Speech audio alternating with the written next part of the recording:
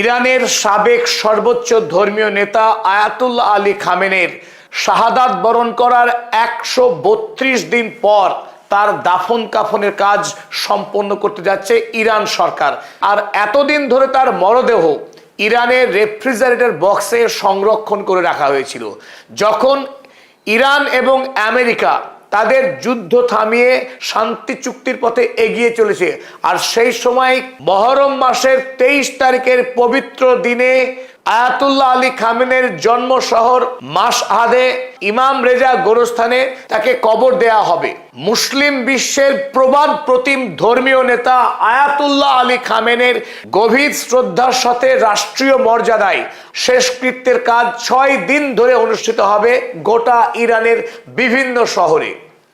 স্বাভাবিকভাবেই তার শেষকৃত্য অনুষ্ঠান মানব জাতির ইতিহাসে একটি উল্লেখযোগ্য ঘটনা হতে যাচ্ছে, কারণ তার এই শেষকৃত্য অনুষ্ঠানে ইরান তো বটেই, ইরান সহ পার্শ্ববর্তী Iraq, Syria, Lebanon, Afghanistan, Pakistan, Bharatvarsha, এমনকি বাংলাদেশ সহ সারা পৃথিবীর বিভিন্ন প্রান্ত থেকে লক্ষ লক্ষ মানুষ এই জানাজা অনুষ্ঠানে সামিল হতে চলেছেন। অতএব আয়াতুল্লাহ আলী খামেনে সারা জীবনব্যাপী তিনি পশ্চিমী সাম্রাজ্যবাদী শক্তির বিরুদ্ধে যে লড়াই করে এসেছেন এবং গোটা পৃথিবীর শোষিত মানুষের কাছে তিনি মুক্তির প্রতীক হিসেবে যে অনন্য কাজ করে গেছেন, তার এই অনন্য জীবনকে শ্রদ্ধা জ্ঞাপন করবার জন্যে সারা পৃথিবীর মানুষ এই মুহূর্তে প্রস্তুতি নিচ্ছে। কারণ ইরান সরকার গতকাল আনুষ্ঠানিকভাবে জানিয়েছে যে এবার সময় এসেছে সাবেক নেতা আয়াতুল্লাহ আলী খামেনের দাফন কাফনের কাজ সম্পন্ন করবার। আয়াতুল্লাহ আলী খামেনের ৮৭ বৎসরের জীবনে ৬৬ বৎসর ধরে আপোষহীনভাবে আমেরিকার আগ্রাসনের বিরুদ্ধে লড়াই চালিয়ে গেছেন এবং গুরুত্বপূর্ণভাবে যে স্বপ্ন দেখেছিলেন আয়াতুল্লাহ আলী খামেনে, মার্কিন শক্তির বিরুদ্ধে তিনি আপোষহীনভাবে লড়াই করবেন এবং শাহাদাত বরণ করবেন, এবং সৃষ্টিকর্তা মনে হয় তার ইচ্ছাকে মূল্য দিয়েছেন এবং এই ৮৭ বছরের বার্ধক্যে এসে মার্কিন বিরোধী লড়াইয়ে তিনি শহীদের মর্যাদা অর্জন করেছেন। ২৮শে ফেব্রুয়ারি তিনি শাহাদাত বরণ করেন এবং তারপর থেকে এই দীর্ঘ সময় ধরে তার মরদেহকে সম্মানের সঙ্গে রেফ্রিজারেটর বক্সে সংরক্ষণ করে রাখা হয়েছিল। আর যুদ্ধ পরিস্থিতি উন্নতি হওয়ায় এই মুহূর্তে গোটা ইরান জুড়ে এই মহান নেতার দাফন কাজের জন্য চূড়ান্ত প্রস্তুতি চলছে। চলুন এবার দেখে নিই ৪ঠা জুলাই থেকে ৯ই জুলাই পর্যন্ত আয়াতুল্লাহ আলী খামেনের দাফন উপলক্ষে কোন কোন শহরে কি কি কার্যাদি সম্পন্ন হবে। প্রথমেই ৪ঠা জুলাই থেকে ৫ই জুলাই পর্যন্ত আয়াতুল্লাহ আলী খামেনের মরদেহকে শায়িত রাখা হবে তেহরান শহরের ইমাম খোমেনি মোসাল্লাতে। আপনারা দেখছেন ছবিতে, এটি হলো ইমাম খোমেনি মোসাল্লা। এই মোসাল্লা ঠিক এইরকম জায়গায় ইমাম খামেনের মরদেহ শায়িত থাকবে। উদ্দেশ্য গোটা তেহরান শহর সহ সারা পৃথিবীর বিভিন্ন প্রান্ত থেকে যারা আসবেন তার মরদেহকে একবার দেখবার জন্যে, তাদের দেখার উদ্দেশ্যে এইখানে ২ দিন ধরে মরদেহ শায়িত থাকবে। তাৎপর্যপূর্ণ বিষয় এই যে ২৮শে ফেব্রুয়ারি আয়াতুল্লাহ আলী খামেনের মৃত্যু হবার পর থেকে তার মৃতদেহ এখনো পর্যন্ত পৃথিবী দেখেনি। পৃথিবীর কোনো মানুষ তার মরদেহ দেখার সুযোগ পাননি।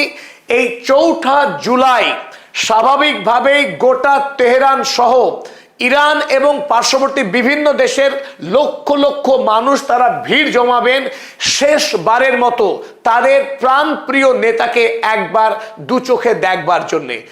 এবং এই সংখ্যা এখন অবধি সঠিকভাবে বলা খুব কঠিন যে কত মানুষ তেহরানের এই খোমেনি মোসাল্লা মসজিদে জড়ো হবেন। তেহরানের এই খোমেনি মোসাল্লা মসজিদ থেকেই তার ৬ দিন ব্যাপী যে রাষ্ট্রীয় মর্যাদায় তার দাফন কাফনের কাজ শুরু হবে তার প্রথম দিন। খোমেনি মোসাল্লা মসজিদে ২ দিন থাকার পর এবার তার মরদেহকে নিয়ে গোটা তেহরান শহরে প্রদক্ষিণ করা হবে। লক্ষ্য একটাই, যাতে করে শহরের সাধারণ মানুষ তারা শেষ দেখা দেখতে পান তাদের প্রিয় নেতাকে। ৬ তারিখ গোটা তেহরান শহর প্রদক্ষিণের পর ৭ই জুলাই এই মহান নেতার মরদেহ নিয়ে আনা হবে কোম শহরে। কোম শহর বিখ্যাত বুদ্ধিজীবী মানুষের বসবাসের জন্য, এমনকি ইরানের যে কটি ইসলামিক ধর্মীয় বিশ্ববিদ্যালয় রয়েছে তার প্রায় সবকটি এই কোম শহরে অবস্থিত। এবং আরও উল্লেখযোগ্য বিষয় এই যে ইরানের সাবেক সর্বোচ্চ ধর্মীয় নেতা আয়াতুল্লাহ আলী খামেনেই তার শিক্ষা জীবন শুরু করেছিলেন এই কোম শহরে।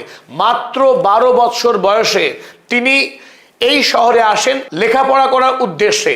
1939 সালে এই মহান নেতার জন্মগ্রহণ করেন মাশহাদ শহরে। তারপর 1950 সাল নাগাদ এই কোম শহরেই তিনি পা রেখেছিলেন। তাই তার জানাজা অনুষ্ঠান এই কোম শহরে অনুষ্ঠিত হবে। আর এই অনুষ্ঠানে আরো যেটা বড় খবর, যে এখনো পর্যন্ত ইরানের যে বর্তমান সর্বোচ্চ ধর্মীয় নেতা মুজতবা খামেনেই তাকে কেউ দেখেনি। কারণ খবর এই 28শে ফেব্রুয়ারি মার্কিন ইসরায়েলি আগ্রাসনে তিনি আক্রান্ত হয়েছিলেন। তবে ইসলামিক নিয়ম অনুযায়ী পিতার জানাজা সন্তান পড়াবেন, এটাই স্বাভাবিক, যেহেতু তিনি বর্তমানে ইরানের সর্বোচ্চ ধর্মীয় নেতা এবং তার পিতা যিনি ইরানের সুদীর্ঘকাল 37 বছর ধরে ইরানের সর্বোচ্চ ধর্মীয় নেতা ছিলেন, তার জানাজা তার ছেলে বর্তমান ইরানের সর্বোচ্চ ধর্মীয় নেতা পড়াবেন, এটাই খুব কাঙ্ক্ষিত। এবং গোটা পৃথিবীর মানুষ এখন সেই দিনের অপেক্ষায় রয়েছে, 7ই জুলাইয়ের অপেক্ষায় রয়েছে, যেদিন দেখা যাবে ইরানের বর্তমান, সম্ভাবনা খুব প্রবল, বর্তমান সর্বোচ্চ ধর্মীয় নেতা সাবেক সর্বোচ্চ ধর্মীয় নেতা যে তার নিজের পিতা আয়াতুল্লাহ আলী খামেনের জানাজা পড়াবেন। আর এই জানাজা অনুষ্ঠানেই সবচেয়ে বেশি ভিড় হবে। এই কোম শহরেই অনুমান করা হচ্ছে অন্তত পক্ষে 1 কোটি মানুষের সমাগম হবে তার জানাজাতে শরিক হবার জন্যে। আর যদি জানাজাতে শরিক নাও হতে পারেন, গোটা ইরান সহ পার্শ্ববর্তী দেশে যখন জানাজা অনুষ্ঠিত হবে, গোটা দেশে একই সময়ে জানাজা অনুষ্ঠিত হবে। এবং সেই ক্ষেত্রে আমরা বলছি, মানব জাতির ইতিহাসে এত বড় জানাজা কোনোদিন কেউ দেখেনি। সেই ঘটনায় ঘটতে যাচ্ছে আয়াতুল্লাহ আলী খামেনের 7ই জুলাই জানাজাকে ঘিরে। আর 7 তারিখের এই জানাজার পর কোম শহর থেকে আয়াতুল্লাহ আলী খামেনের জন্ম শহর মাশহাদে তার মরদেহকে নিয়ে আনা হবে। যেহেতু মাঝখানে দূরত্ব প্রায় 1000 কিলোমিটার, সুতরাং 8 তারিখে কোনো অনুষ্ঠান রাখা হয়নি। 8 তারিখ রাত নাগাদ মাশহাদ শহরের এই ইমাম রেজা গোরস্থানে আয়াতুল্লাহ আলী খামেনের মরদেহ নিয়ে আনা হবে এবং পরের দিন 9ই জুলাই দাফন করা হবে আয়াতুল্লাহ আলী খামেনেইকে। আপনারা দেখছেন, এটাই হলো সেই ঐতিহাসিক ইরানের সবচাইতে বিখ্যাত প্রসিদ্ধ গোরস্থান, যে গোরস্থানে ঘুমিয়ে আছেন ইরানের সবচাইতে শ্রদ্ধেয় কিছু মানুষ। তবে এখানে আরো একটি তথ্য আপনাদেরকে দেওয়ার, 9ই জুলাই এই দিন কেন নির্বাচন করা হলো, তো এই দিনের বিশেষ তাৎপর্য রয়েছে। তবে 9ই জুলাই হলো হিজরিতে 23শে মহরম, আর 23শে মহরমের ইতিহাসে এক বিশেষ তাৎপর্য বহন করে।